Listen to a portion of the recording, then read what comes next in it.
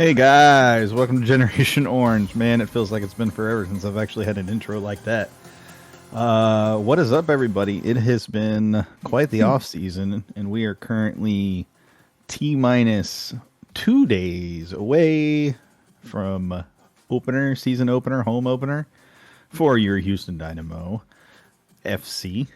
I'm joined this week by Mark. Nice to see your awesomely lovely face, Mark. Thank you. Yours too, Sean. It's always great to see you, guy. I feel you right there, man. Notice where the crest is. It's over the heart. That's important.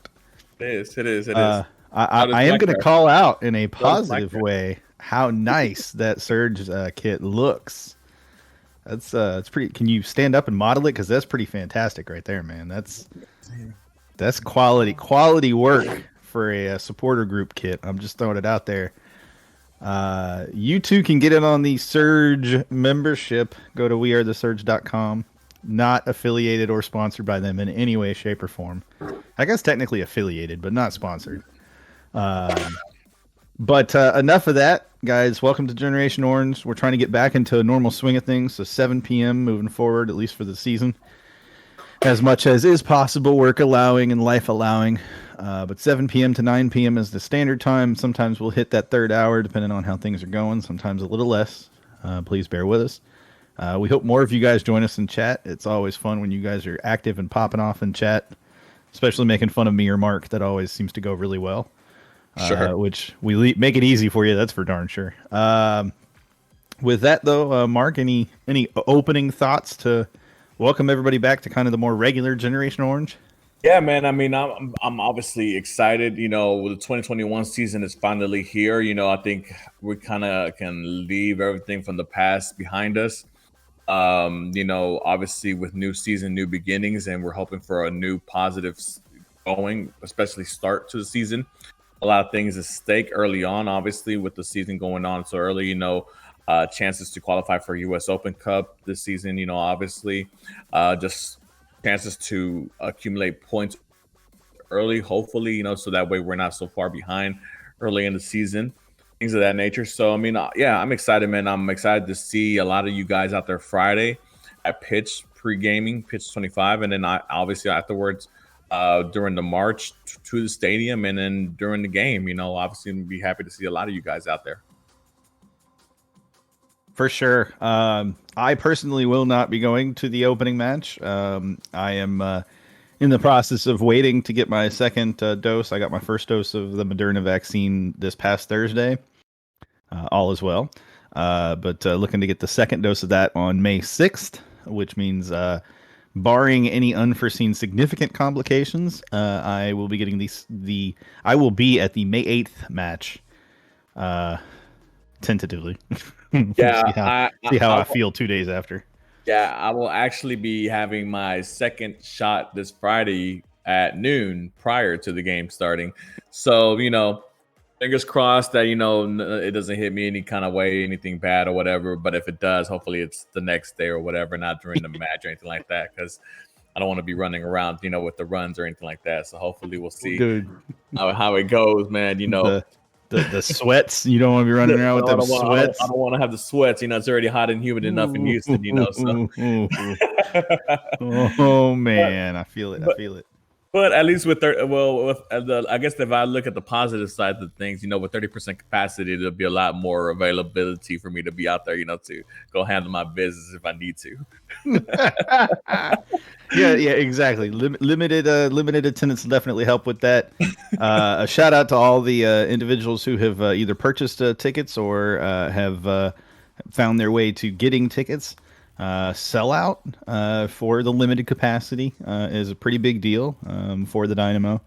It may not look like a sellout because again, limited capacity, but sellout is a sellout, baby, especially for the home opener. And it's not a big name team you're going up against. It's San Jose. Some people think we should have some kind of rivalry with them. I don't feel like there's a rivalry. But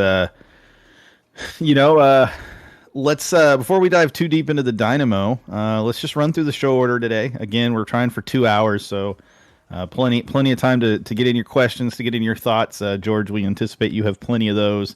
Kenny, I know you got thoughts. But we're going to talk a little Dash. We're going to talk about the Challenge Cup opener match. We're going to talk about missing stars. We're going to talk about the Clarkson effect. And probably a little deeper than I would normally anticipate going on that one. But that last point, I have a big reason to go a little deep on that. We're going to talk a little U.S. Women's National Team. Their 2-0 beatdown, I guess you'd say, of the France Women's National Team. And then the news today of them appealing the equal pay lawsuit decision that came down last year. We'll talk about that a little bit, a very short little bit. Then we'll talk CCL. CONCACAF Champions League is here. It is ongoing. And all the MLS teams that have advanced. And then finally we'll hit up the Dynamo. We know that's what you're really here for. We understand. But we gotta talk some other things first. But we'll talk Dynamo. We got Mark's poll question of the day to get through, to talk about, to discuss, and then of course we want to dive into the same topic we seem to talk about quite a bit: ownership stuff. There's a few things that we want to go over and talk about, and then of course we're going to leave it open for questions that you guys have related to the Dynamo, especially towards the end of the show.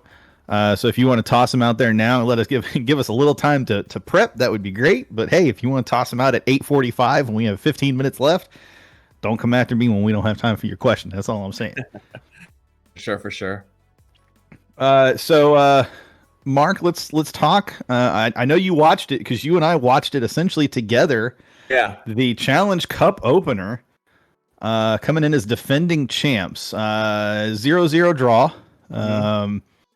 What are your thoughts? I got some of my own, but what are your thoughts? Obviously, we know, given the situation that the Dash were dealt with, missing key players due to international, break and things of that nature. It was a little underwhelming, obviously, because I would think that, a lot of the girls, especially because, it gives them an opportunity to show off their skills, especially those players who would normally not play, because you have a Rachel Daly in front of them, a Mewis in front of them, and Jane Campbell in front of them, right? And other players as well. So, it was a little bit underwhelming. I know the Dash did score a goal, but it was called off, on offside. It was very close. But, but aside from that, it was a pretty boring game to me, man, to be honest, if I'm being real honest, to be frank. And, yeah, man, especially when you're playing at home, you would want to see the girls out there, obviously pushing hard and fighting hard. And like I said, especially throw the caveat on top of the fact that, a lot of these girls are actually getting an opportunity to play first team soccer that they normally wouldn't, because, you would have Daly out there or Mewis, and things of that nature. You would think there would be a little bit more, more get to their step, but obviously, it is the first match, so I'm not gonna dwell too much into it. They're still trying to get into match fitness. I understand that as well. So, I'm not gonna dwell too much into it. Hopefully, it's just one of those things that they're just first match season giddies, I guess, or whatever. But that's the way I looked at the match from my perspective. Sure, I actually talked with somebody earlier today about this. Because I was kind of curious for their thoughts, somebody whose opinion on this kind of stuff I respect highly. And I asked, what were your thoughts on the Challenge Cup opener? And they kind of aligned with my own thoughts, but the general gist is solid defensive performance, which has not always been a hallmark of the Dash.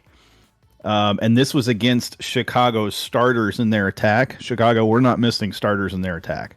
And I think that's key because Chicago had a good attack season last year. And for our defense and midfield to keep them as quiet as they did, and for the rookie getting her first debut in goal in an NWSL sanctioned match in Ashley Harris, I believe was her name. That's a huge deal, and she played phenomenal. What a backup we have at goalkeeper to back up Jane Campbell when Jane Campbell has to go out on international duty for the U.S. Women's National Team. But beyond that, there were comments related to kind of a stagnant, less than stellar midfield performance. Okay, but nothing to really point at specifically. In my opinion, watching Ogle try to play that role that Christy Mewis tends to play a little higher up the pitch. At many times it felt like she was lost, didn't know who to pass to, didn't know where certain players would be. And Mark, we talked about it repeatedly before halftime, after halftime. The Dash were missing that link piece between kind of the transition between defense and offense to get the ball to the attackers. Yeah. And that person who would slot in when an attacker got the ball up top, and it happened often enough. And then there was nobody anywhere near them for them to outlet to get to alleviate the pressure that Chicago were putting on the, lower in their defensive third. Beyond that, it made it tough for the attack when your midfield's not joining, as I just said. And then shout out to Stengel, who looked good in this match. She looks like a hoss, man. Looks like she could take anybody on in NWSL and probably run them over. And I'm hoping to see that at some point. Her and Krieger go after each other. No, I'm just kidding. There's plenty of players that I'd love to see her go after unintentionally. But with that being said, yeah, I mean, it was just I thought it was a decent performance. And again, with as many attacking players as the Dash were missing, for them to come out and secure the draw. And still have opportunities on goal. You'd hope that Shea Groom would be able to find a way through, or Veronica Latsko or Katie Stengel, any of these three players, and then later, God, what was her name? I can't think of her name, but your attackers hoping that they are able to create something. You felt like there were opportunities, but at the same time, you understood why the attack at times felt very static and very stagnant.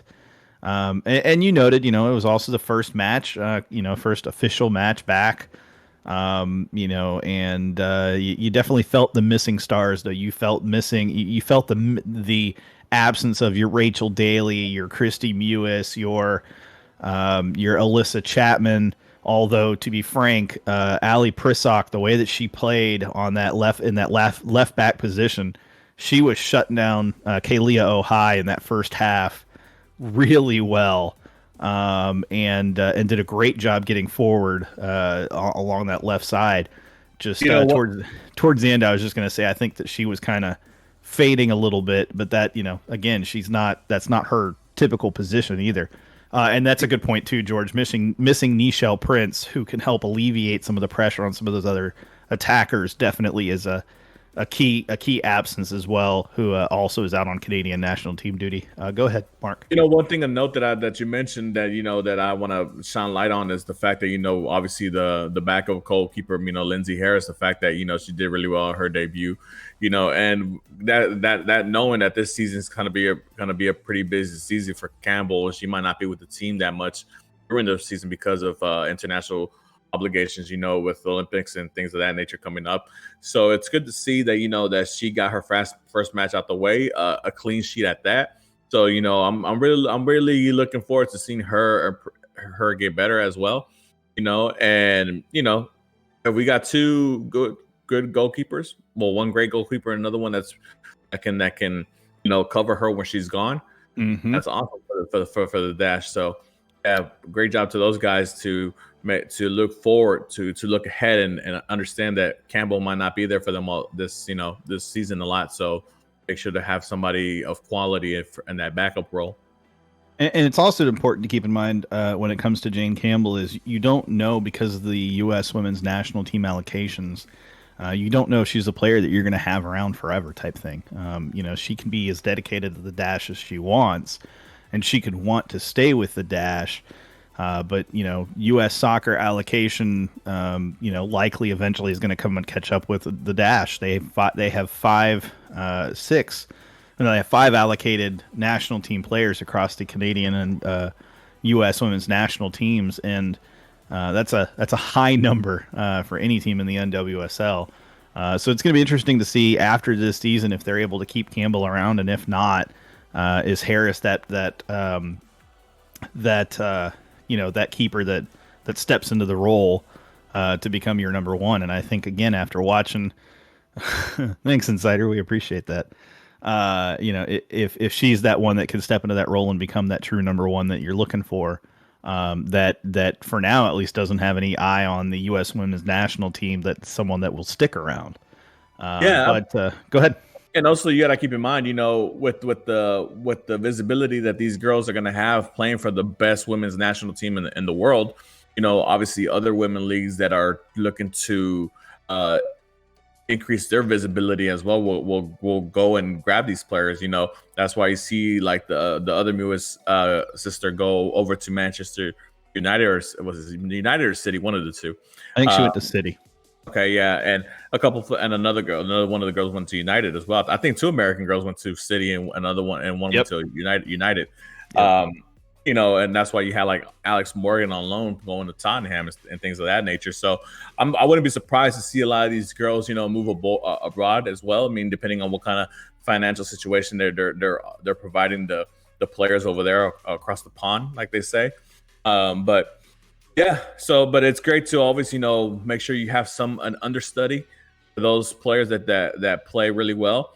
And look forward to the future. Because I mean, obviously we know, even though we appreciate the fact that they're wearing Dash colors right now, but it's usually, how this business is, and things of that nature. They can be here today and be gone tomorrow. So yeah, absolutely.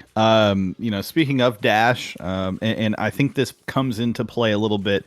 I was reading an article actually last Thursday. While I was waiting after getting my Moderna vaccine shot, about James Clarkson and kind of his effect on the team and on the dash, and how he came in and got to know the players, but also, how he came in and he kind of, really pushed ownership to kind of change the approach to the team. Prior to Clarkson, it was very much a pet project kind of an approach in terms of, the Canetti years. It was kind of his, it was kind of more of like oh, cool, I can kind of run a women's, or not national, but a women's team.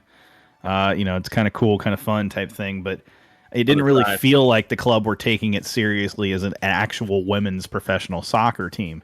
And I think, the players, aired that out in not so, not so verbal terms, but in various ways.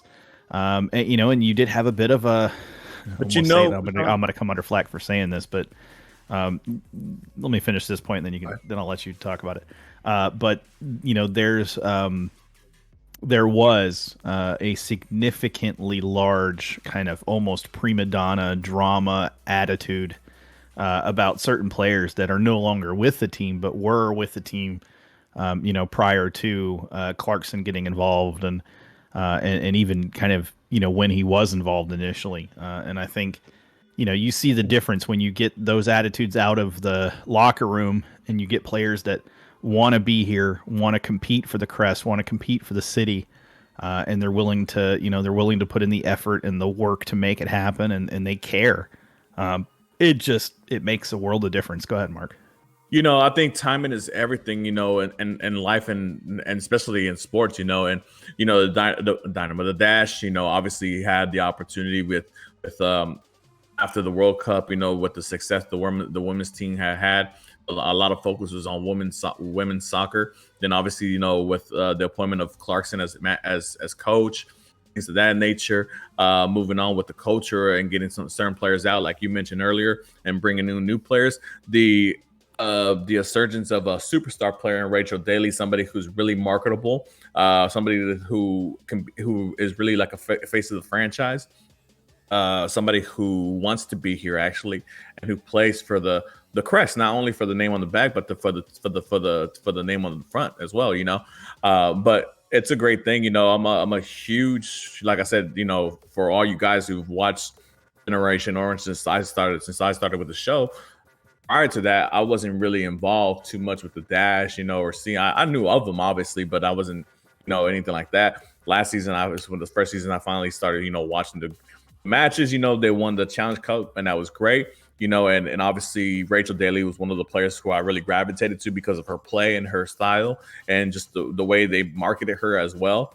And players like Shea Groom, Jane Campbell as well, are other players that I've gravitated to because of just their presence out there, and not only their social media, just their promotions, things of that nature, especially during the celebration of that Challenge Cup win, seeing how happy, how animated those girls were, and how much fun they seemed to be having in part of this culture and this club, And I want to highlight this too. George says it's, referring to the Dash is the only really big thing right now the Dynamo have working for them. I mean, the Dash had 4,000 people show up, while the Dynamo barely broke 1,000 at a final in preseason. I think that's a really big point to make. It's clear, and hopefully, that clarity around, hey, if we throw a winner on the pitch, man, it's amazing what it can do for your butts in the seats and attendance. Something we've said for quite a while. But on the flip side of that too, I mean, you hinted at the marketing change. Marketing players in a very different way from the in terms of the Dash, and really, like I said, I mean, it comes down to very simply, treating the women's team as a professional team and not just a project, not just a, they're here because they're role players, like a charity almost, or a cause to get behind it. They're not a cause, man. They're professional soccer players playing in the best league in the world right now. And frankly, you can't diminish that or demean that by just, they're role player, or not role players, but they're role models for young girls, and they're heroes, and they're a cause to unite behind. No, they're a team. They're sports. It's professional sports, and treat them like it. And I guarantee you, the players are willing to prove that they belong. And again, it from what I understand from talking to various people within the organization and otherwise, James Clarkson had a massive effect on how the club changed that approach. A lot of credit goes to people like Deanna Witter and John Walker for recognizing the need to change that direction from the marketing standpoint, from a front office standpoint. Clarkson in his first season brought in a full-time staff, related to the Dash, and that were strictly for the Dash, that were not shared parts between the two. Between your Dash and Dynamo, and that had a huge effect on the players. It showed that Clarkson, it showed that ownership, and it showed that the front office were serious about the women's professional side of things. And you look at the incline, and they had a trajectory that they were on, and they kept following it. And then the players that he brought in the offseason, before last season, just remarkable. Shea Groom, Katie Naughton, the list goes on. I'm just going to reflect on those two specifically, but I mean, hardworking players that, Christy Mewis, players that, will put in the time and effort to get better if you're willing to invest in them as players. Shea Groom finally got her opportunity here to become a star. And I don't think there's any doubt that she is becoming that star. It certainly helps having a Rachel Daly, across from her, so to speak. It helps having a Christy Mewis next to her in the lineup. It helps having a Nichelle Prince on the other side. There's a lot of things that help for sure.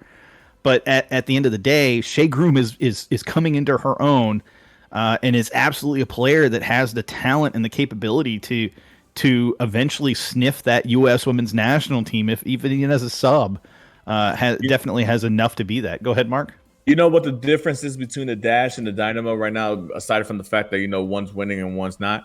is the fact that that you have that not only do you have a full team of professionals who who live up to a certain standard, but you also have not one, not two, maybe 3 or 4 game changers to your squad that if for whatever reason the team is lacking a little bit, that can lift up the team and carry the team over the hump.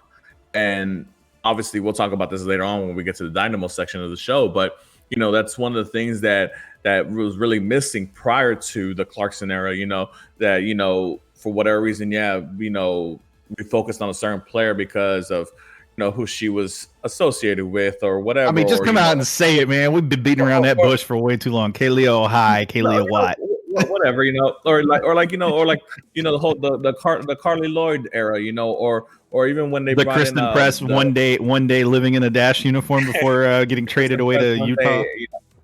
Yeah, and then I believe we even brought in I forgot her name, the girl from Ireland, Stephanie Roche. She was a Puskas nominee actually. Those little things like that. I mean, you try to make a bang like that, but if you don't have the team or foundation to help that marquee player that you're trying to surround that marquee player with, then you can't expect the ship to go right. It doesn't matter if you have the captain if you don't have the right boat and right equipments to help the captain go. And I think now, obviously, like I mentioned, I think with Daly being our face of a franchise and having all the role players, but maybe not even role players, the star players around her, alongside with her, having multiple stars aligned on this team, is just showing what kind of winning culture you can have in Houston. If you do things right and you scout and you bring in the right players for the situation that you need. Well, and it's important to note, before Christy Mewis got here, she had an ACL injury or an MCL injury, and nobody knew what she was going to be like when she got back. Shea Groom was a role player for Portland. She was not not a starter figure for them. Alyssa Chapman was definitely not a big time player. Jane Campbell was always here, so that you can't really question that one. But Sophie Schmidt was not a breaker at defensive mid. The list goes on. These players were not players that were necessarily high end players for their teams. But the difference was you brought in players that did two things. One, they bought into what you were doing wholesale. And two, you treated them like professionals and said, this is your opportunity. We're going to team you with these players. Go out and prove you belong. And to a woman, every one of them has done that in some way, shape, or form. And they bought into the next woman up. When somebody went down with an injury, it was somebody else stepping into that role. And go ahead. And I'll add a third to that, man. You mentioned all those women right now.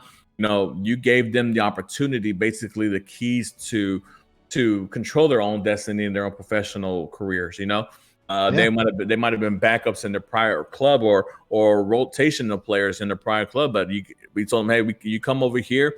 You got the keys to being the starting 11. You work with us the right way? You follow our whatever we're trying to accomplish here, then you can go a long way. And they've obviously bought in, and you see the success that they're having now. And these are players that clubs were willing to get rid of for whatever reason, but these girls came in hungry, wanting more, and they're showing that. That's what you want in players.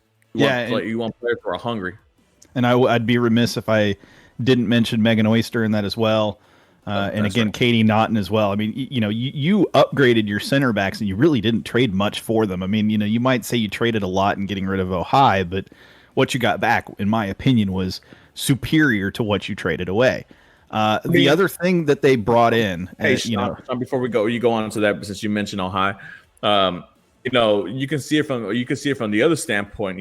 From the Chicago Red Stars, on that match.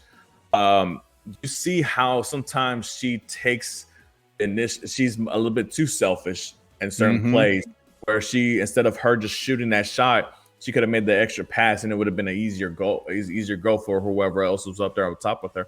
And there was, I think, 2 instances of that in that match that she really could have helped win the game for the Red Stars against the Dash, but she didn't do it. So Yeah, I actually wanted to talk about something real quick tied to that. What you brought in, you didn't bring in stars. You keep alluding to that, or you keep saying that. Oh, you've got 4 or 5 stars that you put around daily. No, they didn't put stars around daily. What they did was they brought in players that were willing to be hard workers, willing to play for the team, and not selfish players. You're Shea Groom, one of the most unselfish players I have seen on the pitch. One of the most beautiful crosses you will ever see into the box. I don't even remember who it was that got on the end of it. And of course, she still got the winner in the Challenge Cup final. But I mean, there were just so many examples where Shea Groom was an unselfish player. Christy Mewis, unselfish player. Rachel Daly, unselfish player. Nichelle Prince, unselfish player. Sophie Smith, unselfish player. The list goes on and on and on. You have players playing for each other and playing for the team. I will say it now, and I will defend this to my death. If you get 11 players or 18 players or 23 players like that, they will beat out a superstar talent player every time if they're playing for each other and playing for the crest. Even if they're mediocre players from the general term of it, it makes such a difference because that one player, you stick 3 defenders on them, they're not getting out of it unless they're messy. And even then, that's a little crazy. But, it's still one of those situations where I'll take 11 players that are willing to play for each other than I will a superstar specifically. Do I want a superstar for the Dynamo? Absolutely. But the Dash have proven you don't need a superstar if you bring in the right 20, the right, damn it, I said 20 because I saw George's comment. You have to bring in the right players to fill the roles that they need to fill, and you have to bring in players that are willing to fill those roles. And when you have that, a superstar will emerge out of them, and that's what's happened. Exactly. Yes. We've not only had Rachel Daly, Jane Campbell, but now we have Shea Groom, we have Mega Oyster, we have Prince, all these girls. Even though we're just naming them off because they're starters in the team, but all of them have had their moment. Have had a really good moment, not only in the Challenge Cup tournament last season, but during the whole time last season. They've all had their moments. They've all scored pivotal goals that needed to be scored or made the assist that needed to be made to help the team win. So, I mean, they're all stars in my eyes. Absolutely. Yes, they are now. Completely agreed with you. I don't think there's any doubt. You look at the effect after the Challenge Cup and after they proved it, and I kind of chuckled at the article because it talked about, James Clarkson and the players kind of feel like they still don't have the respect that they're owed. Winning the Challenge Cup. Oh, it was a Challenge Cup. Oh, Orlando wasn't there. It was down. A lot of your, stars, weren't playing as well. They didn't have a lot of prep time, whatever it is. There's a lot of excuses being thrown around. But I thought that they proved it in the pod, after the fact when they had their little, the little air quote regular season. I don't even know what you'd call that. They proved it there too. I mean, they didn't win, but, or they didn't win the pod, but they certainly did prove that they were good enough. I think it's important we give them the due. And I've mentioned that multiple times too, that, they've proven it. And us as fans, whether you're a fan of the Dash or just a fan of women's soccer, if you've landed here for any reason, we support the Houston Dash and we support the ladies of the Houston Dash. We support the front office, etc. Hey, Jake, you just missed 30 minutes of really good Dash conversation. I mean, this might be the best Dash conversation we've had. Shout out to Jake, by the way, who was out there waving that massive Bayou City Republic flag for BCR flag at the Dash opener. That was crazy watching you do that. But enough on. I hate to do it, man. Your timing is just literally perfect.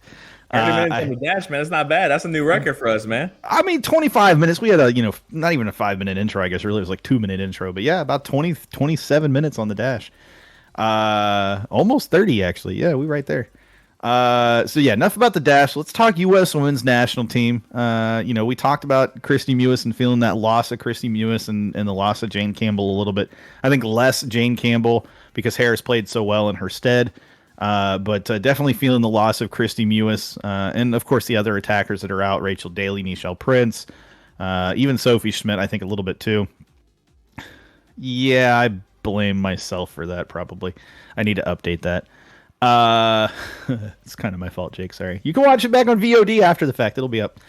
Yeah, 7:30 But they played. The U.S. women's national team played last night yesterday against France women's national team, and they throttled them a little bit 2-0. Christy Mewis has absolutely come into her own for the U.S. women's national team. She's proving to be a star. Both here in NWSL for the Houston Dash and now for the U.S. women's national team alongside her sister Sam Mewis. It's incredible to see the two of them playing so well together. I'm sure that has to be an unparalleled level of just fun getting to play with your sibling on the on your own national team and playing well. But to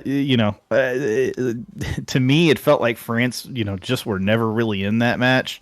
I am kind of frankly surprised it only ended 2-0. I felt like maybe the U.S. women's national team came out a little bit sluggish, a little slow. Besides that, though, there's one other thing I want to talk about U.S. women's national team related before we dive into CCL. I know Mark is chomping at the bit for that one. Today or yesterday, it was announced that the U.S. women's national team players have appealed the decision against their lawsuit for equal pay from last year. Just some facts and figures for you. Basically, the way that this works, they appeal from the lower court, or they appeal to the higher court in relation to the decision by the lower court. This is normal. This is the process. The estimation is that arguments in the civil appeals case will be scheduled 12 to 20 months from the notice of appeal and 9 to 12 months after written briefs have been completed. Written briefs are expected sometime around July 23rd. For the players, and the U.S. Soccer Federation expects their brief, or is expected to have their brief finished and turned in by August 23rd, so basically a month later. And then the players have an opportunity to supply an optional reply brief that is due 21 days after U.S. Soccer Federation or U.S. Soccer Federation drops their brief. Basically it's just tied to that lawsuit back in March of 2019, I guess 2 years ago technically now, contending that they have not been paid equitably under their CBA that runs through December 2021, compared basically to what the men's national team receives under its agreement that expired in December 2018. The women asked for more than $66 million in damages under the Equal Pay Act and Title VII of the Civil Rights Act of 1964.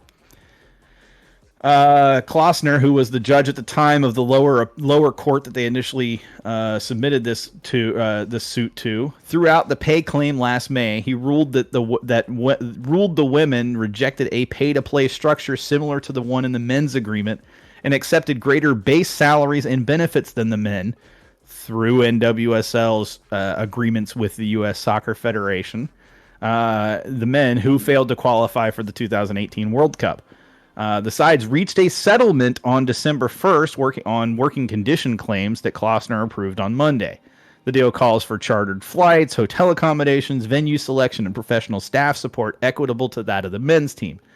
The U.S. Soccer Federation says it pays equally for matches it controls, but not for tournaments organized by soccer's world governing body, which we know as FIFA. FIFA awarded $400 million in prize money for the 32 teams at the 2018 Men's World Cup, including $38 million to champion France. It awarded $30 million to the 24 teams at the 2019 Women's World Cup, including $4 million to the U.S. after the Americans won their second straight title. FIFA has increased the total to $440 million for the 2022 Men's World Cup, and its president Gianni Infantino has proposed FIFA double the women's prize money to $60 million for the 2023 Women's World Cup, where FIFA has increased the teams to 32. I mean, a lot of talk here. There's still a lot to wade through. Basically, it just comes down to, hey, we want to be paid like the men are paid, based on their own. Men are paid based on their performances, basically. Did you fall asleep, Mark? Do I need to? No. I need to get you some caffeine going. But this is important because there's two things at play here. Number one, part of the reason the U.S. women's national team is paid differently is because they are structured differently in that, unlike the men who are paid by their clubs, the U.S. women's national team players are paid by the U.S. Soccer Federation. So it's a little bit different in that regards because that also gives the U.S. women's national team the right to call up players and basically tell teams in the NWSL, we're taking your players.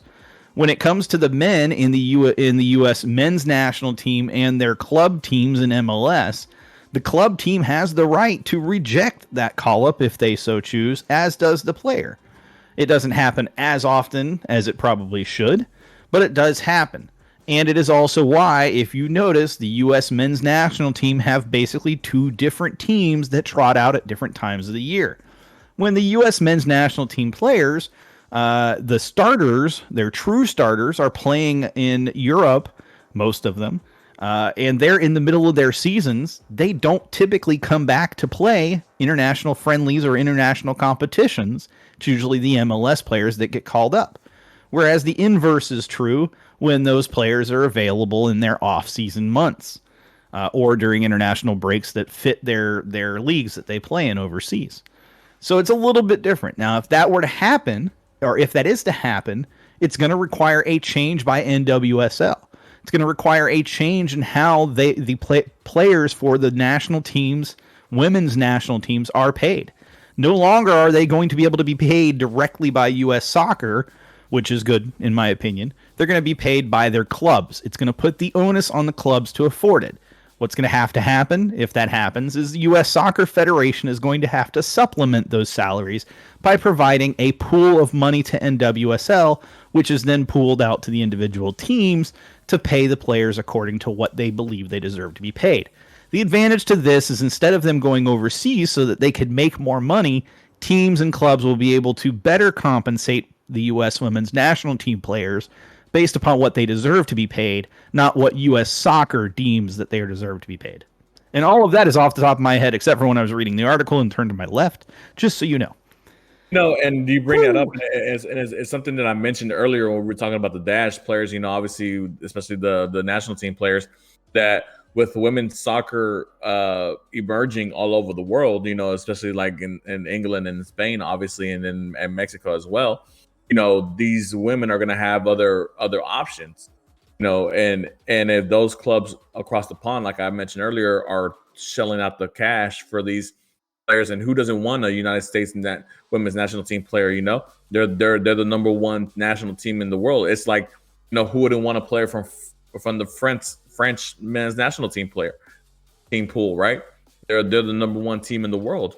You gotta look at it from that standpoint. So I wouldn't be surprised if clubs like last season, like how Manchester United, Manchester City went out and got American players. I wouldn't be surprised to see more of that because you're having winners join your club, and there'll be great pieces to lay down for the foundation of your club. Especially for these leagues rebooting or just trying to get more eyes to their women league specifically.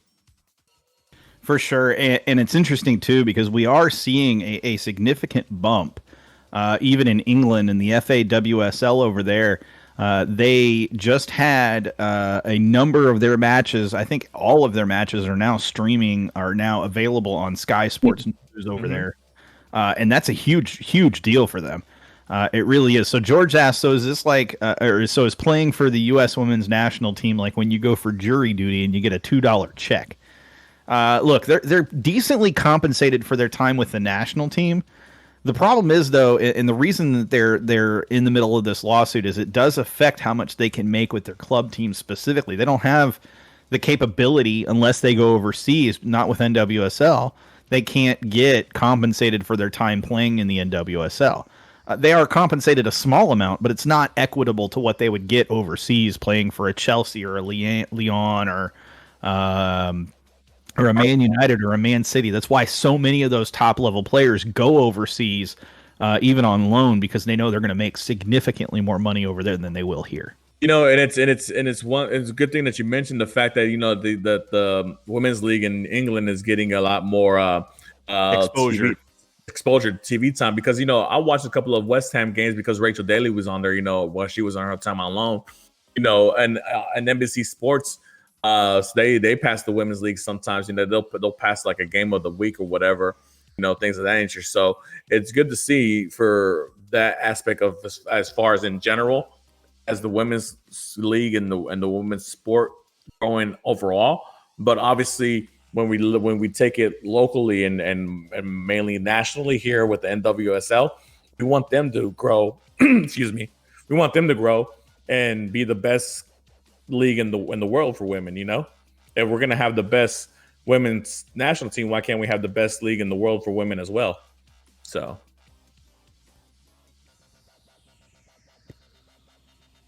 I'm typing. Keep going. Oh, sorry, Sean. So yeah, so I mean, just to go based off what Jake is saying on the chat, WSL is killing it, with big time player signings, like like we mentioned, the Americans going to the Manchester clubs, like Sam Kerr going to Chelsea, one of the big stars from the previous World Cup and Olympic matches. These big players that you see notably, in World Cup stages, Olympic stages. Where do you want to go? Obviously the lure of a name like Manchester United or Arsenal or Manchester City is always bright, Barcelona or whatever, but what can you do to lure those players over? Like, we arguably have the best player of all time in women's soccer and Mata playing in Orlando. Why what convinced her to come over? We need more of that. We need more of that. We don't need them to go to England or Spain or France, to go play over there. We need them to come to America, and we need to make Americans. We need to make the Women's Soccer League in America the go-to place. For sure, absolutely. It's look there's feeder from women's soccer into men's soccer and vice versa. I think the Dynamo and Dash have finally figured it out. Houston Dynamo FC, if you will. In that you have to market both teams equitably. You have to market both sets of players equitably. You have to treat them like treat the combination as a club and understand that you are one team and you are supporting each other regardless of the fact that you play in different leagues and and your different genders, I suppose, but you're still one club, you're still one team, and you're still united. And I've talked about that before. The difference in the kit release this year versus last year, it was just so refreshing to see the unity in the kit release. Everybody being together, Dash and Dynamo kits being released at the same time for their primary kits. Seeing the unity between the coloring, seeing the unity in kind of the style, being as close as it can be, being two different brands that have. That make the kits, Nike and Adidas. But it was just so good to see that kind of unity there. And the more I think we see that, the more soccer continues to grow in the U.S. And that's only good for everybody. But talking about soccer growing in the U.S., what a perfect segue. Let's talk CCL. Let's talk about MLS teams advancing in CCL. So, Mark, you were talking earlier. You said every MLS team at this point has advanced in CCL play. Obviously, yesterday Atlanta won. They advanced. Philadelphia, I think, advanced. Portland, they advanced. Obviously, Toronto beat Lyon 2-1 today to advance to the next round. Columbus Crew have a 4-0 advantage, and they're playing at home today. So I'm just going to call it. And I'm going to say that they advanced too. But if with no disrespect to the other club that they're facing, if they do pull the comeback, then and hats off to those guys. But I'm going to call it. I think Columbus advances as well. So it's great to see, obviously, for the MLS side, obviously, because we're still in preseason mode. And I mentioned the Toronto Lyon game, and Lyon is obviously a Liga MX team. And they're in the midst of their season, and for them to lose to Toronto the way they did, it's great to see for MLS standards as well. We'll see the next round. Obviously, we'll have a lot more MLS versus Liga MX in the next round, and that's when it starts getting nitty gritty. And hopefully this time around we get more than just one club advance to the semifinals and then on to the finals. Right? It would be nice to see it all MLS final and the CCL. So that way we guarantee finally an MLS club lifting up the CCL trophy, right? But I think we have great clubs going into it. Obviously Columbus Crew, the way they just demolished the team that they're going against 4-0. They're in championship form. You know, it's one of those things where you win your league title. Now you want to go for bigger things. You want to go for an international title, and I think that they have a great balance all over the club. They have I'm not gonna say great forward. They have a really, really good forward in Zardes. They have a great midfield. That's what they do have, and they have a really good defense and a good goalkeeper. It's the perfect format and perfect style of play for a player like Lucas Zelarayan, for real, and Pedro Santos and some of the other Artur and some of the other guys that they have that are their starters. Man, Columbus is built for this, and it is going to be interesting to see how far they can go. But with that being said, I kind of agree with Kenny here. If the Crew choke, he's going to point all angry Crew fans directly in Mark's direction. Well, good thing Columbus and Houston are miles away, a lot of miles away. So, but yeah, man. I think it's great for MLS to be dominating the way they are in this opening group stage of DCL. It's just like I said, once we start going deeper into the competition, where we start to falter. Hopefully, this season is a little bit different, and we start seeing more MLS clubs move on to the semis and obviously to the final. But yeah, man, I'm excited for them. Obviously, the dream would be to see the Dynamo back in the situation again here pretty soon. Hopefully, we'll see what happens with that. But obviously, for the fact that MLS hasn't won a CCL in this format the way it is now ever, it's going to be good to see once an MLS team finally achieves that goal and they represent CONCACAF in the Club World Cup. Absolutely. That's all I really care to talk about CCL. It's still too early in the competition for me to really get into it too terribly much, but I'll definitely be watching, so we'll see. But with that being said, real quick before we transition into Houston Dynamo discussion, guys, and Mark doesn't know this yet. I've actually saved this. It's been in my inbox now for like almost a month because we haven't had an actual show in about a month. Guys, we were named one of the top 10 Houston Dynamo podcasts on FeedSpot. That hits me right there, bro. Like seriously, that is insane for me to be able to see. Guys, that is an incredible honor for us. Obviously, we were part of their top 15 U.S. Women's National Team podcast. Now we're part of their top 10 Dynamo podcasts. If you could do us a favor, go over and check out the list at https://blog.feedspot.com/Houston_Dynamo_podcasts. I'm sure I'll tweet it out also at some point on Twitter, but huge shout out to FeedSpot for that. Huge shout out to Anu for the shout out on there as well. Guys, that's an incredible honor. Seriously, we're blessed beyond measure to even be able to say that and be on the air. But that's really cool. And I've been holding it, Mark, for like a full month, man. It has been killer waiting this long to share that. But guys, also a shout out while we're giving some shout outs to podcasts. Huge shout out to Dynamo Insider. Huge shout out to Cuatro Cuatro Dos. Huge shout out to the new Noodle Time podcast. Man, the Peel. There are podcasts popping up left and right to cover Dynamo, to cover Dash. There's another one. I can't remember. It's got Haley Schneider in it. And I can't remember who the other co-host is on that one. But then you got the ones for the Striker Texas. Man, there's coverage right now. Look, the Chronicle may not be covering the team. Our news stations here may not be covering it as much as we'd want. But the fact is fans are stepping up. Media that are independent media sources are stepping up. The teams are getting coverage. We just may have to do a little bit of legwork to support them. If you get an opportunity to support one of those podcasts, huge shout out to Harry again for the sub from last month and the month before.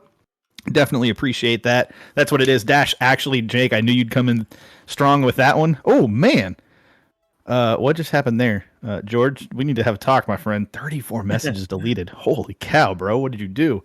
It's Dash, actually, with Haley Schneider and Charles Olney. Good, George is back. I was kind of worried. He had a lot of emotes. Yeah. Emojis. You got too hype.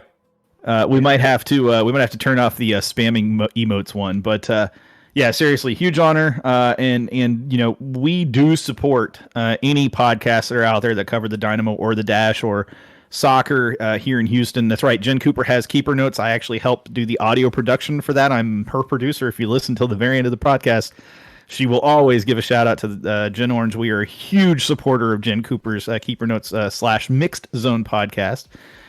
Which I have a running promo, by the way, in our podcast specifically for her podcast.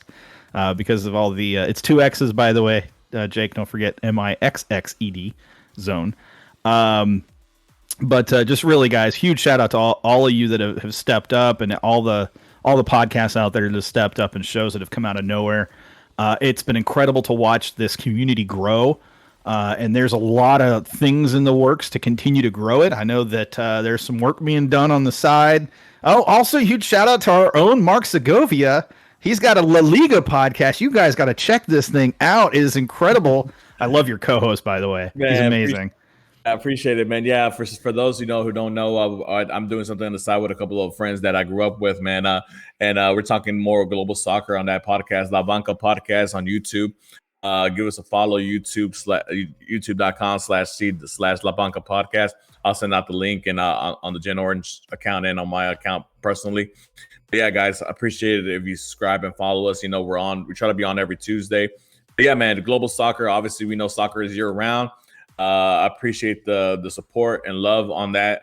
But we do both a Spanish show and English show. Thank you, George. Yeah, back to back like crazy hooligans, man. What are you, crazy? Whoo! Yeah, back to back, man. So, you know, we try to appease both sides of our nationalities, especially for mine. But yeah, guys. But yeah, for sure. I just want to piggyback off what Sean is saying, man. You know, shout out to all the Dynamo Dash podcasts that are out there. You know, I know a lot of guys be like, hey, you know, well, that's your competition. Like, nah, man, this is all love. We're all supporters of the Dynamo and Dash. We're all fans. We do this for a reason. I mean, like I said, I haven't got a cent from the Dynamo or Dash, you know, and it's just for I'm still waiting on that check. It's been 17 years. It feels like I'm still waiting on that damn check. And it's just for the love of the team, of the club. And, you know, obviously we have a lot of people out there who feel the same. That's why you come over here and join us every Wednesday on Twitch and YouTube prior to that, and every other platform that we're on. So, you know, guys, we'll keep doing it if you're still out here with us, you know. So, you know, obviously the more support that you give us, the more time, you know, the more likely we'll keep going, and hopefully we can grow this thing to something amazing and keep it going for many years to come. You know, it's really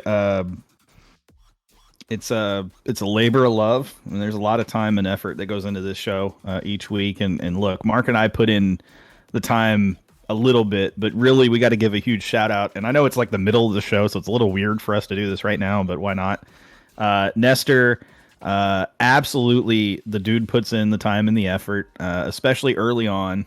Just so much work goes in each week to make sure that our camera feeds make us look this good. Yeah. And also that the feed is good. You know, he works on getting the audio extracted out so it can go up on anchor.fm. We've been running Rocket League for a few weeks while Mark's been a little tied up with work due to the Astros opening games and everything else that's just been going on. I think the last one was that was St. Patty's Day. Big beer days, basically, big alcohol days. But you know, look, we're back. And so guys, just you know, make sure you tune in each week. We do appreciate it, but we're not done. We just wanted a nice segue into our 8 o'clock hour. We're only doing 30 minutes, but that's okay. Maybe 45, depends on how much you guys talk. Yeah, we'll see. With that being said, real quick, shout out to all you guys who also tune in each week: George, Jake, Dynamo Insider, Sergio, Kenny. The list goes on and on. Those are just the guys that I've seen. Jeff as well. I can't forget Jeff. Harry in San Antonio. Oh, Harry in San Antonio for sure, no doubt about that one. And all the other guys that jump in. Trust me, I don't forget about you. I know Terrence is one of those guys. We don't forget about you. It's just hard to remember everybody because there's so many of you guys. But you know, parts unknown too. We really, really appreciate you guys tuning each week. Just make sure you do us a favor and follow us or like us on Like George, like and follow us on Twitch, like and follow us on Anchor.fm, and if you have the capability, you have the financial stability to do it, we'd appreciate a sub on Twitch when you can. Or hey, if you got the finances, go ahead and give a gift sub to somebody else. I'm sure they'd appreciate it too. We don't have anything special for our subscribers right now, but I guarantee you at some point we'll figure out something. Oh, for sure But for now, just thanks for tuning in, guys. We appreciate it. On to Dynamo. So Dynamo, you posted something up today about Houston Dynamo. You had a good question. I like this question. Yeah, actually, I wish I would have posted it earlier, man. I just I was trying to get out in time, make sure, because I didn't want to miss the show before the season started. So I want to make sure that I was here, ready, prepared to go. And obviously, a lot of guys are excited on the chat that finally this Friday we're gonna start with the Dynamo. But there was a tweet that came out on my time feed. I think it was Eddie Robinson and Glenn Davis. They were talking about something on their show, and I didn't get to catch the show or anything like that, so I'm not too sure what they were mentioning about. But the question was basically, what are your thoughts on the club? What do you think the club is going to do? To which I asked, I'm like, I think the club is fine, but my concern was, but who's our game changer? Who's that person who's going to drag the team when the team isn't up for it for that match? Who's the player who's gonna turn a loss into a tie or a tie into a win? Who's that player? So I said, you know what? That's a great question. I can ask these guys, and maybe they can tell me who they think if that player is currently on the squad. And so the question, obviously, that I posed to everybody was, first game of 2021 is Friday. My question to you guys is, who is our game changer? The guy who's going to turn a loss into a tie or a tie into a win. And the options I put up there was Moxie, Alpha, Darwin Quintero, or D, not on the team currently. Obviously, I know I only gave the public only 2 hours to vote. Not really much reply. So but I was a little bit surprised on the number of votes that we got. So luckily, I know it's not going to give us a full detail of what people are thinking, but kind of out in the ballpark. But with 48% of the votes, Darwin Quintero is our game changer. And second place, not on our team currently. And running out third and fourth is Fafa and Moxie. Sean, man, let me ask that question to you, man. Who do you think we have a game changer currently to go into this season that can, help us, in case we do get off to a slow start? Or is it somebody that we're going to have to get in the summer transfer window, hopefully, if the money and funds are available for the club? I'm going to go with a dark horse candidate here. So it is somebody on the squad currently that's just not on that list. It is actually going to be Tyler Pasher. And here's why. This Canadian kid, a little Canadian. Hey, you get a redhead on the team, man. Ever since Andre Haino, we've been waiting for that Canadian redhead.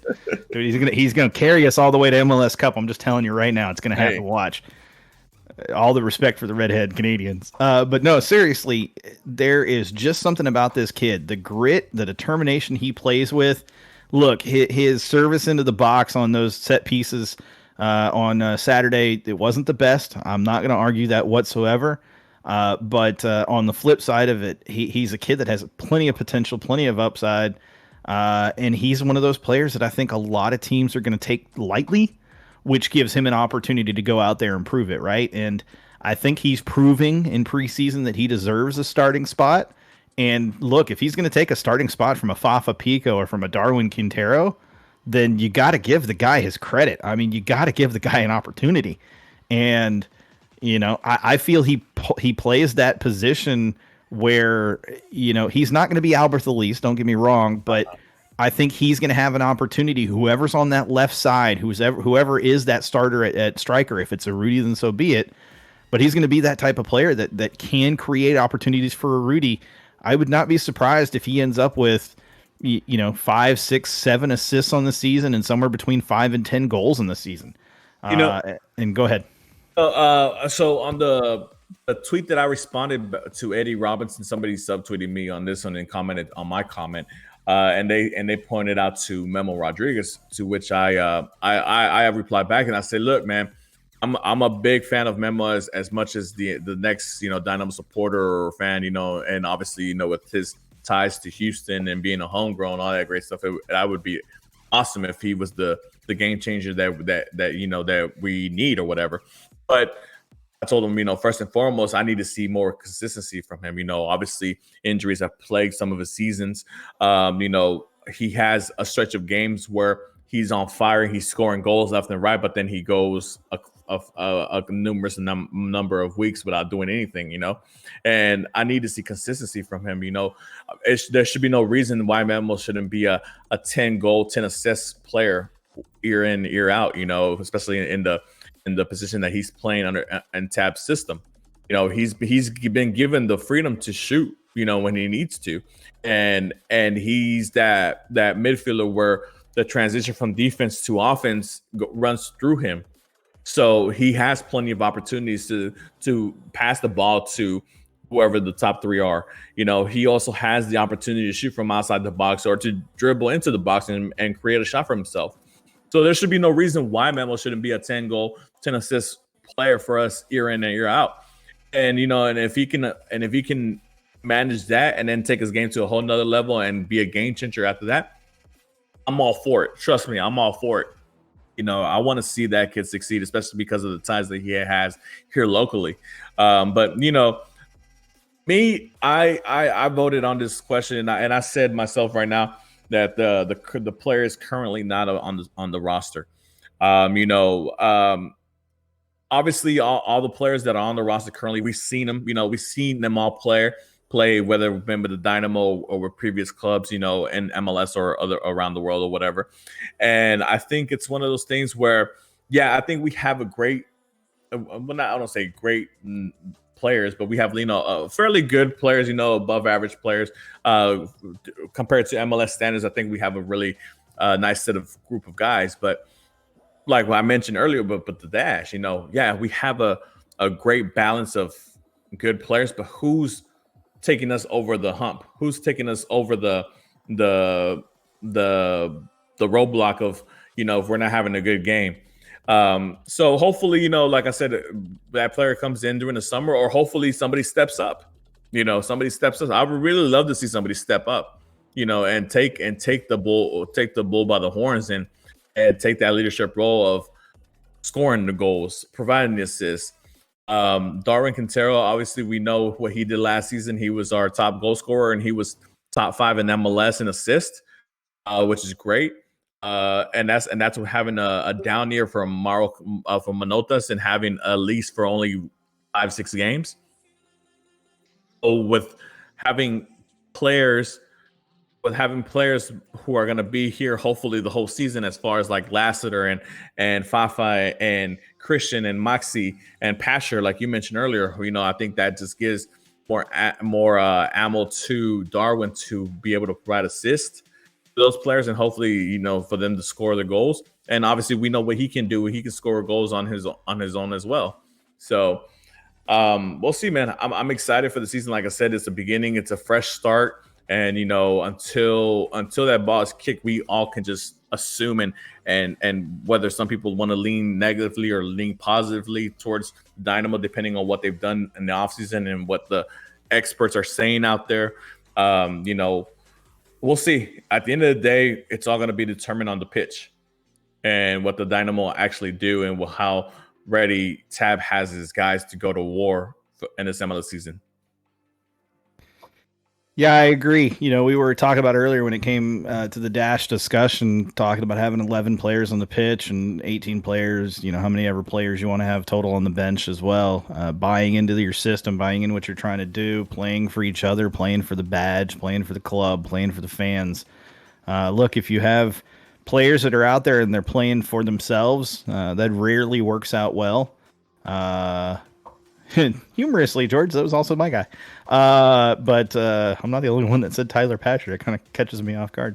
But I just, I feel like there's enough players on this team that are not, that are very much, they're unselfish players. They're out there willing to play for each other. And, you have leadership on the team with Tim Parker. You have leadership on the team with Joe Corona. You have leadership on the team with Maxi Urruti. It's going to be difficult for players to take a play off or to not track back on defense, on the counter, to not push into the attack on the counter the other way. Whatever it may be, you're going to have a lot more accountability. And we've talked about that's been one of the major missing components for the Dynamo. We've had talent. There's been no doubt about that, but there's been no accountability for that talent and no accountability for the players around that talent. It requires playing together and not just playing, the game. When you play together, you have a much higher probability to win, and it's harder for opponents to key on any one player.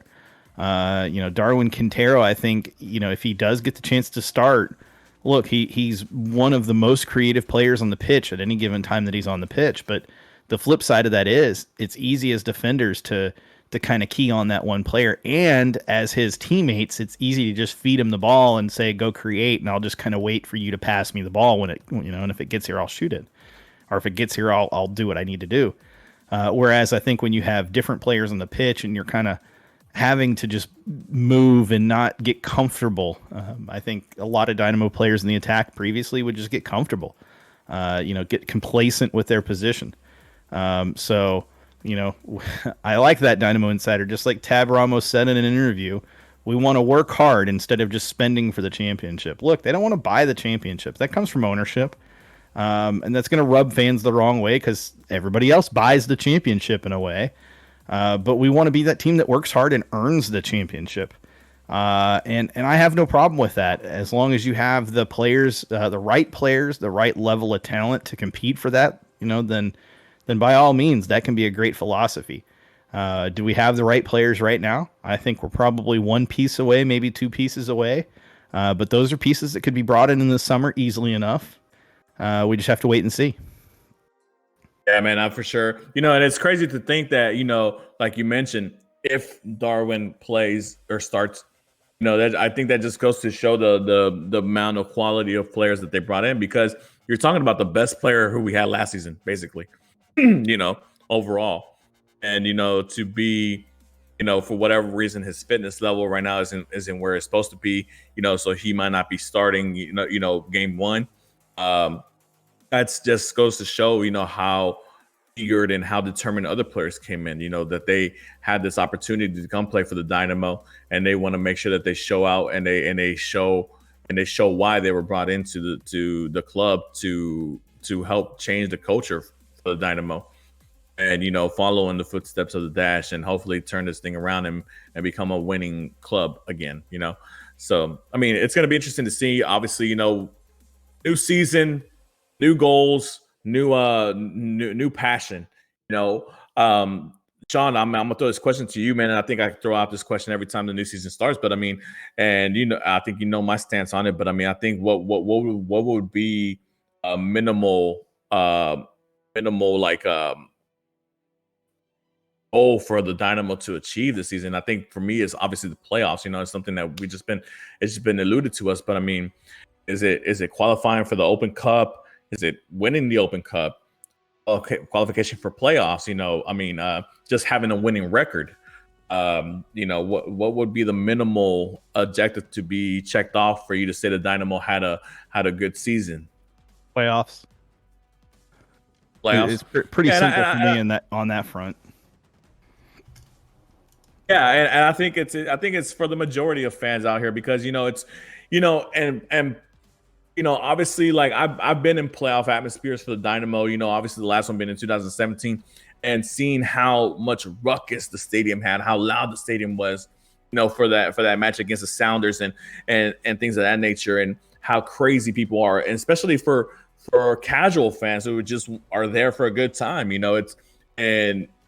It's great for the not only for the club but for the city. And I think the more games that you get like that, the more do or die games that you get into the city from the Dynamo, I think the more you're going to bring in the casual fan, the more you're going to bring in that fan who only lived Liga MX, or that fan who only lived European soccer, and they'll have an arm or two want to support their local soccer team. Because like I said, Houston is a hotbed of soccer supporters.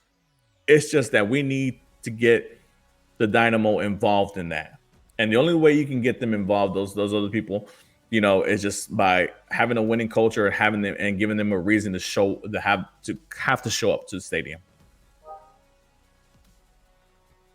I completely agree. So speaking about, and it's kind of scrolling a little bit in chat, talking about, Jake says, we're going to market may take a few seasons, but I have faith in Tab and the team to grow and get us back on track. Kenny says, to me, hard work is a given related to, working hard. Hard work is a given, so I think he Tab might have been trying to speak to certain players through that quote. Kenny corrects himself, saying it's a given among championship teams. I think that's fair. But Parts Unknown says working hard and earning trophies is so much better than buying trophies. I agree. And then T-Sig says, can we meet in the middle? I love that. I think that's funny. I think that's everybody's dream. But one of the reasons we can't really meet in the middle right now is ownership and the struggle for them to find the pocket space to be able to afford some of these bigger name players. I wanted to talk about ownership, and I think 15 minutes 10 minutes, probably 12, 13, somewhere around there. Probably a perfect time for this. But look, it's been confirmed multiple times now by multiple sources that Gabriel Brenner has significantly strong interest to sell his stake in the Dynamo ownership, or in Houston Dynamo FC ownership. And I think that's important because, in the off season, at the end of last season, I said I really felt like he was getting ready to sell. I had heard it from sources. Okay. Sorry. Looking at Nightbot be stupid. It's funny. He's our third host, man. Fourth host. We talking about third host. Nestor's our third host. That's right. He's forgetting about you already, Nestor. At least I got love for you, brother. That's the know I got love for him, man. Shout out to man. We'll start something in chat if I'm not careful. But what I'm trying to get at here is, it's been rumored now for well over a year. There's been strong indications, that he's trying. And if he does, then that opens the door for some changes and for some of the things that fans have asked for.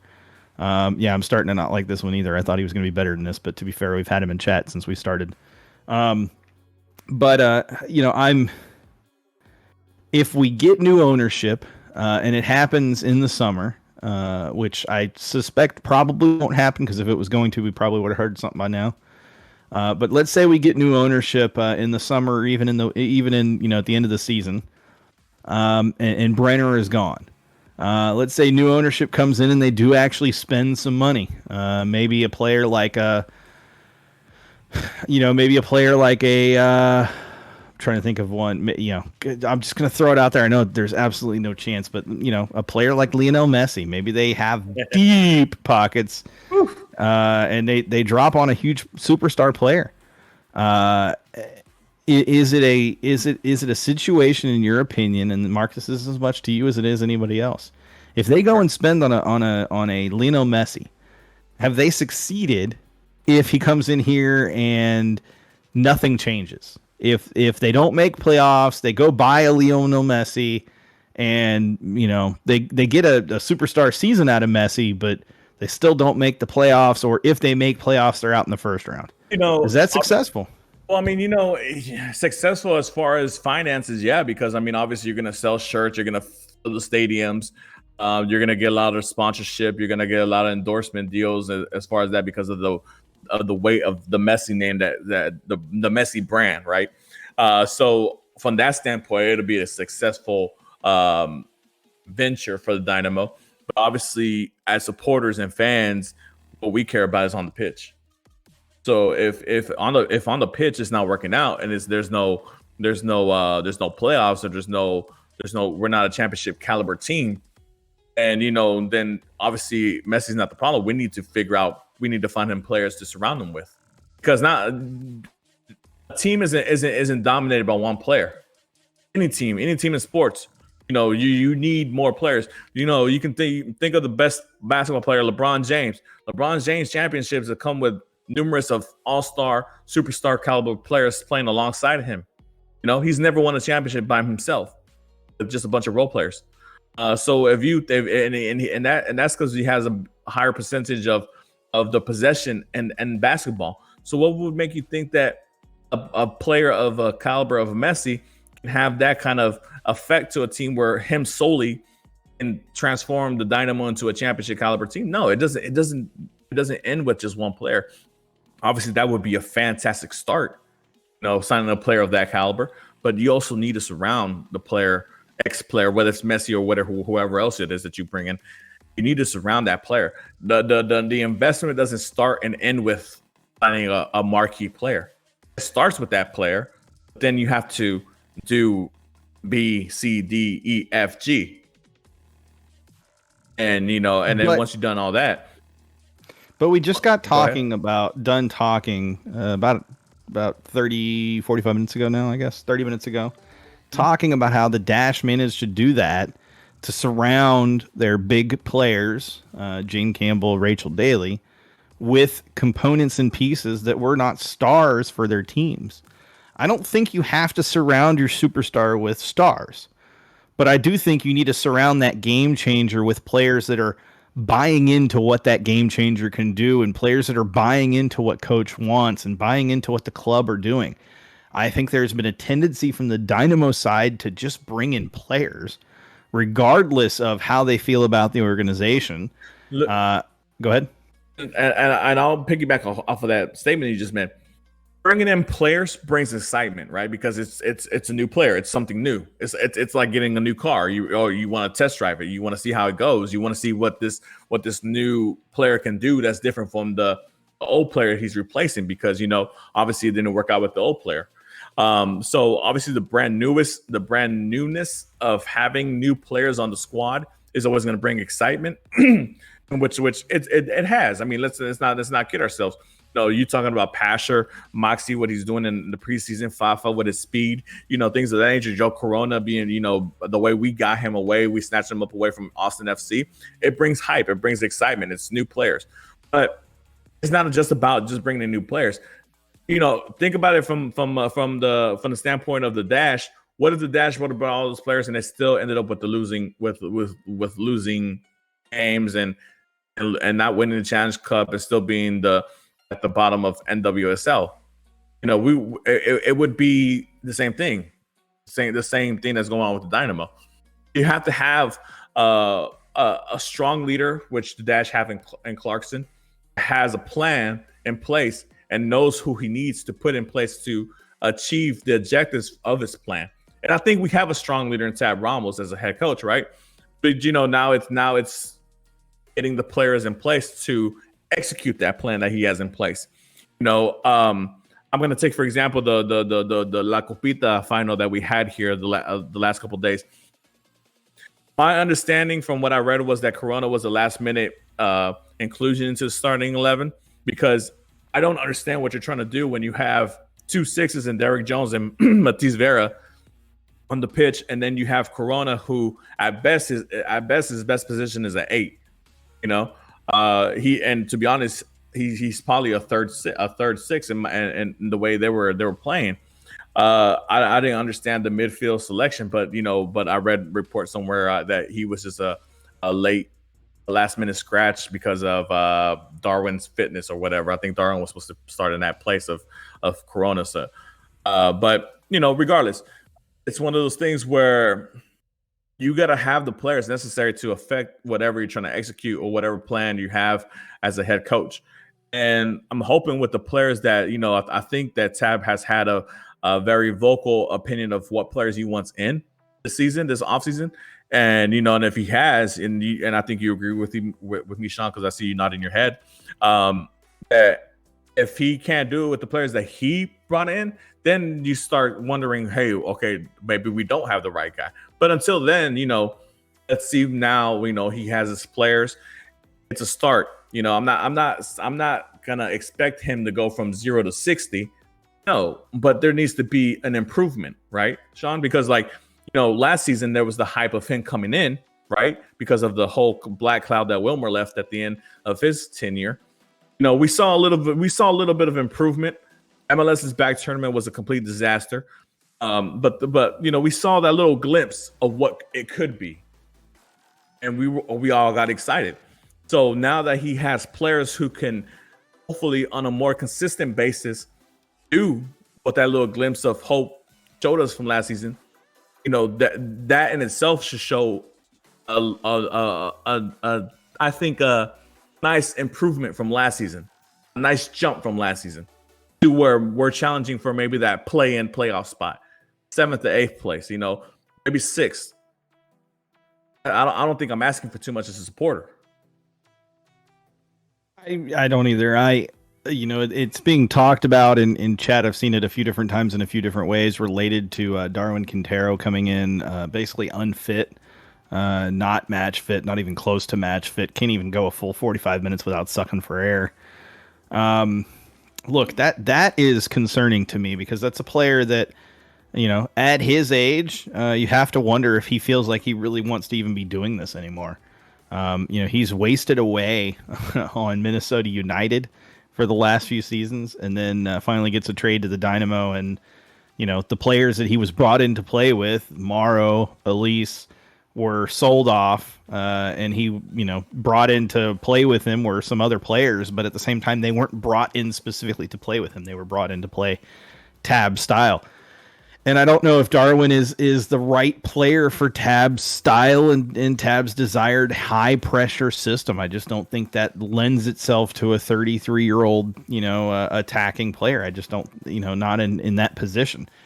So I don't know about Darwin Quintero. I know there's plenty of people that hope that he has a really great season, but I at this point I have very low expectations for Darwin Quintero's contributions. And I don't think that's a bad thing. Look, you're going to have players that year over year, they just aren't going to be the same player they were the year before, or something changes. You need to have some asset to trade away. Maybe there's a trade opportunity. We're not going to get much back in return. I can almost guarantee that because of his age. But anything, is better than nothing. And I suspect we're sitting on a nothing proposition. Go ahead, Mark. Like I said, I'm hoping that he does have a great season because we need him to have a great season, right? Because he's whether we like it or not, he's a focal point to what I think Tab is trying to achieve. But in the same sense, if he doesn't for whatever reason, because maybe he's just not up for it anymore because his age or whatever the reason, right? That needs to be. That's where we need to have the depth that we need that's required to fade away a Darwin Quintero. That's where whoever the player is behind him, whoever Tab has anointed after Darwin, needs to step up his game and take the bull by the horns and claim that starting 11 position from Darwin. And the thing is, that's where our depth is always in question because. We had this issue when Albert Elise was out during international duties, or injuries or whatever. We didn't have anybody to fill his shoes. We saw how drastically the team fell off without Albert Elise. We can't have that again. We can't have so much reliance on a single player, and because of the way Darwin played last season, he's our focal point. Like I said, he was our top scorer and he was top 5 in all MLS and assists with 11. So him as a individual stats and all that stuff, he did really well in our first season as a Dynamo. But obviously, team wise, we didn't achieve anything anywhere near to the goals that we needed to achieve, which is the next step that needs to be taken. It's great to have individual accolades and do individual success, but what's all the individual success if your team is sucking? And like I said, I'm hoping that he is motivated. Obviously, with him not being in shape right now, it's not a good thing. But like I said, I try to look at it from a bright side. Like this gives an opportunity to somebody else to play and to show what they have. and to make it tougher for Darwin to get back on that starting 11. You got to make it tough for that guy. I like what Kenny says. Tab could be in a bit of a lose-lose situation with Quintero. Bench him, and people jump on Tab for not playing the only DP. Play him, and he doesn't look good, and he is winded, and they say that Tab is choosing his lineup at the will of the FO, shoehorning the highest-paid player into the lineup out of necessity, by being pushed by the front office. And again, this is going to show how much much reign Tab does actually have. I mean, because look. Tab knows what it is to be a player. Tab has been a player where he's been motivated, a young up-and-coming player. He's been an old player where he's like, you know what, I'm on my last leg. I can't really do this anymore. So he understands whatever position Darwin is in. And now it's up to him to whether he can motivate that guy to get back on the horse and get back to the team and provide what he can provide. Or it's up to him to have that one-on-one conversation with him and be honest. Be like, hey, look, man, I know you're here, you're making your money, whatever, but are you here with us or are you just here for a check? And if they can have that one-on-one, that honest one-on-one as a coach and a star player can have and should be having frequently, in my opinion, then the choice, regardless if he benches him or he starts him, shouldn't factor into anything. He would know his conversations and how he's portraying himself, whether or not Darwin is ready to play or he isn't. Yeah, but I would argue that just because he has those conversations doesn't mean that eases the pressure from fans.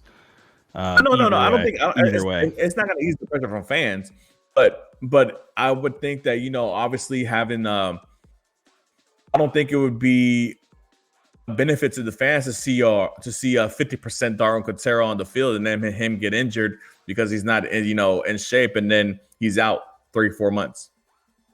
Yeah, no, I definitely agree with pretty much all of that. Really, I do. So real quick, we're going to kind of wrap up, but before we wrap up, there's a tradition. It is time for predictions because the season starts, man. Friday against San Jose here in Houston. Hey, go ahead.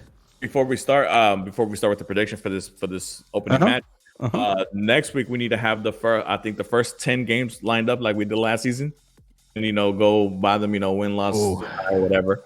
Ooh. See, how we ended up. I forgot who had the most points in last season. I'm not going to mention. Last season, we kind of threw those out after about week 2. Yeah, because of COVID, and then MLS is back. I mean, just everything was thrown asunder. But we will do that. I actually was thinking about that earlier while I was sitting down working on my taxes. That we need to have another spreadsheet set up for everybody to put their predictions in. So Parts Unknown says, just a reminder, if anyone can't make it to BBVA, y'all can watch it on either ESPN Plus or local channel Quest 55. I will be watching on Quest 55. I will be in section 116. If you are not going to the match, but you want to chat with some people, I know a few people that aren't going that are going to be hopping into the Surge's Discord, into their voice chat. If you are not a member of the Surge and you want to sign up so you can be part of that basic home and away match chat, voice chat, hit up wearethesurge.com and sign up to become a Surge member. It's not that expensive, $25 I think for the base one. Actually, probably cheaper than that. I don't know. Haven't looked in a while. If Sergio was here, he could tell us, hey, thanks Sergio for bailing early, jerk. It's 25, yeah. But sign up for a Surge membership. Hop into that chat on Friday night. I will be there with you guys. And if you're not there Friday night, I'm going to hope that you're at the stadium cheering on. I'll be watching on TV on Quest 55. Yeah, and just add a little something to that. Those non-Surge members or whatever, we'll be at pitch 25 prior to the game. So come have a beer with us. Come chit chat. We love to get to know you, and we might even persuade you to sign up on the spot. So, Also, speaking of pitch 25, if you are a season ticket holder, make sure you hit up Orange Rewards because there is 2 free beers from pitch 25 for the pre-match out there at the beer garden from pitch 25. And hey, if you're going to be getting 2 free beers at Pitch 25, why not stop and say hi to the Surge guys? Why not stop and say hi to TA? They're going to be out there too. Look, it's becoming the home, baby. It's becoming the home for Dynamo supporters. I think it's pretty awesome. Nestor says it's 1,000 points, by the way. Yeah, if you don't have 1,000 points, talk to me. We'll get you 1,000 points some way, somehow. Dynamo Insider says, I'll be with the rest of the media press. Trust me, both Mark and I know how that is. Enjoy your food. Parts Unknown says, I'm thinking of watching most games this season on Quest because sometimes ESPN Plus will have the other team's broadcasters for their feed instead of Glenn and Eddie calling the game. That is true. All national games will have Glenn and Eddie on the radio this year, which will be nice. ESPN 97.5, by the way. Yes, sir. So you can tune in there. And hey, it never hurts to tune into the Spanish language broadcast as well. I have done that a couple of times because I get sick of those other teams announcers and broadcasters when I don't watch on Quest or can't get the feed to come in well enough on the digital antenna for some reason. And plus the passion of the Spanish broadcaster. Yeah, although he doesn't always get the names of the Dynamo players right, which makes me laugh because I'm like, dude, you've got the media guide in front of you. I know for a fact. But they're all great guys, all great people, and enjoy it either way. But like I said, I'll be in voice chat Friday night. If I'm there Saturday, it's a whole bad issue going on. But I'll be there Friday night with you guys. Anybody who wants to join in there. And maybe we can have an appearance by a Sergio or a Jeff or a Mark via telefono. Sideline reporter Jeff. Yeah, sideline reporter El Jefe. El Profe El Jefe. But guys, prediction time. I gave Mark a little bit of time to think through it. Nestor, you're part of this, by the way. I expect you to drop a prediction. I saw a 2-0 earlier from, I think that was Dynamo. No, that was Jake. 2-0 Dynamo. I'm going to toss it to you first, Mark. What is your prediction for the Dynamo match? You know what? I think that the Dynamo are going to come in with a lot of enthusiasm, a lot of spirit, because obviously what they showed out against FC Dallas was complete crap. Let's be honest. So I think to get that little bad taste off the mouth, even though we know it's preseason, whatever, but I think the Dynamo want to go with a complete focus on making sure that they show the sold out BBVA Stadium that they came out here and they were treated to a really well soccer match. I'm gonna go 3-1 Dynamo. I think the Dynamo are gonna score, pretty quickly. I think they're gonna score within the first 15 minutes, and I think they'll have two before halftime, and they'll have one and their third goal at the end of the game. But yeah, I'm gonna go 3-1 Dynamo. Do I name the scores or we're just doing straight predictions? Just base predictions at first. Okay, man, T-Sig out here with the 4-2 Dynamo. Look, this is a different defensive team. I think Parts Unknown has it right here with Dynamo 1-0 over the Quakes. However, I do not think the Dynamo only score one goal. I think this is a rout 3-0 Dynamo.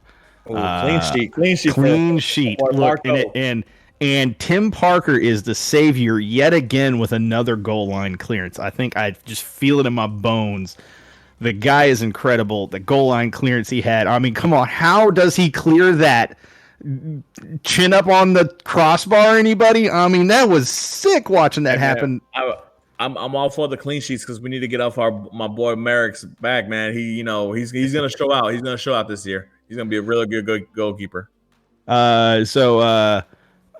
Kenny says apparently San Jose didn't play any MLS competition in preseason, so that may be something to consider. I said 3-0, man. I'm going with it. With that, that's my prediction. I saw Nestor dropped his 2-1. I saw 3-1. I saw 2-1. I saw 4-2. I saw 1-0. I mean, all across the board. But I will have everyone know, not a single draw or a single loss. That only foretells good things, right? That's how that works. With that being said, we're going to be optimistic this season. We are going to be damn optimistic this season. But with that being said, now I got to ask the question. We always do this. This is part of the tradition. It's time for the bold prediction. Oh, the bold prediction. One of the defenders scores the goal. Okay, all right. So I saw George actually pop a bold prediction saying Junko scores one. I could see that being a defender scoring one. Look, I'm gonna go out on the limb here and say that Oh man, do I want to go with that or do I want to go with that? There's two options here. Or with them both. I mean, the clean sheet in and of itself after last season, that clean sheet feels like a bold prediction just to begin with. Because San Jose's got a pretty good attack. But I feel like, I feel like Joe Corona is going to get his first goal of the season. And it is going to be a Darwin Seren type goal, like that one that was part of just knocked it out to the top of the box and Seren just got a hold of it. It's going to be that type of thing. Like, it's just going to be a ridiculously amazing goal for Corona. And then my bold prediction is going to be that someone on... Oh, go ahead. I don't know how much of a bold prediction Corona scoring a goal is. That's not really a bold prediction. I mean, you're kind of expecting him to score a couple of goals. Did you watch the same preseason match that I watched? Well, I mean, yeah, but I mean, if he's gonna take, if we're taking him, if we're thinking that he's gonna replace Seren, Seren scored a couple of goals for us last season, so I'm expecting Corona to at least give us the same output at least. All right. I mean, okay, fine. Right, he's a midfielder, man. Midfielders need to score goals. Oh, dude, you're killing me, Smalls. You're killing me. All right, so bold predictions, man. You are killing me. See, look, George is saying that's bold. Thank you, George. See, George got the respect going on. That's bold. Bold would be telling me. When was the last time Corona scored a goal? For God's sakes, I mean, it's been a while. I mean, but Matias Vera is gonna do a brace or something like that. That's bold. Sure, but that's not going to happen. I mean, I got to be bold with some realism to it. That's the fact for the boldness. Because if Matias Vera does do a brace, I'd be super happy. Still don't feel like that. I don't feel like a defender scoring a goal is all that bold either, really. Who scored last? Boniek or Corona? Boniek scored last, if I remember correctly, but that might be wrong. Let's be honest. We haven't been as far as set pieces. We suck. Well, last season. And that's where usually the defenders go in and score their headers or whatever. We haven't been good on the corner kicks. So, I mean, another set pieces. So, I mean, I think it is a pretty bold prediction because, I mean, how many? I think Minor Figueroa might have had one goal. That's about it. Out of all the he did, but it wasn't a set piece. It wasn't a set piece. Yeah, exactly. So, I mean, it is pretty bold. All right. I got a bold prediction. I don't know how true this is going to be, but I'm going to go with it anyways. We're going to see Tab thrown out before the end of this match. Oh wow. Oh, that see, if that happens, that means the Dynamo are losing by no. And he's pissed off. No, he's pissed off because, again, remember I said Dynamo 3-0 on San Jose.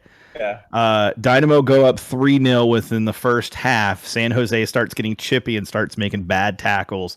They go in. One of our players doesn't get injured, but it's a terrible tackle, and Tab just loses his shit over it. So Tab gets thrown out. That's the bold prediction. There it is. There you go. Contending for Supporters Shield is very bold. I mean, you're not wrong. You were definitely not wrong. Speaking of Supporters Shield, before we close up the show tonight, and Nestor, I'm still waiting for your bold prediction. Speaking of Supporters Shield, real quick, the supporters groups across MLS, the Texas supporters groups across MLS, USL, and NWSL have come together and they've created the Copas Tejas now for everybody. It's like the shared Copa Tejas or Copas Tejas. And what it is basically the team that has the best points per match or points per game at the end of the year after all of those league seasons have completed walks away with Copa Tejas. And it's a supporters awarded trophy specifically, which I think is incredible. But the fact that they're including NWSL this year is a huge deal. So definitely know that no matter what, there's still something to vie for. There's still stake in something. And honestly, it wouldn't surprise me if the Dash were the ones to walk away with that trophy this year. With that said, I don't know if we have anything else, guys. We've exhausted our discussion points tonight. Thank you as always for tuning in. I know, Mark, I'm sure you appreciate everybody tuning in. Yeah, for sure, guys. I appreciate everybody tuning in. Obviously, like I said, if you're here, we're here. We keep it going. I know everybody's excited. I'm excited, man. I can't wait to get out there Friday. and see a sea of orange and all that good stuff. I still remember last season's home opener. Obviously it won't be to that magnitude, but it's still exciting for a new season to open up. And but new season comes new hope, and it's hope that this season is a lot more positive than last. So. Also, I want to close with a quick statement about something that's been burning in my heart. Fuck Austin. Okay, we can go ahead and close the show now.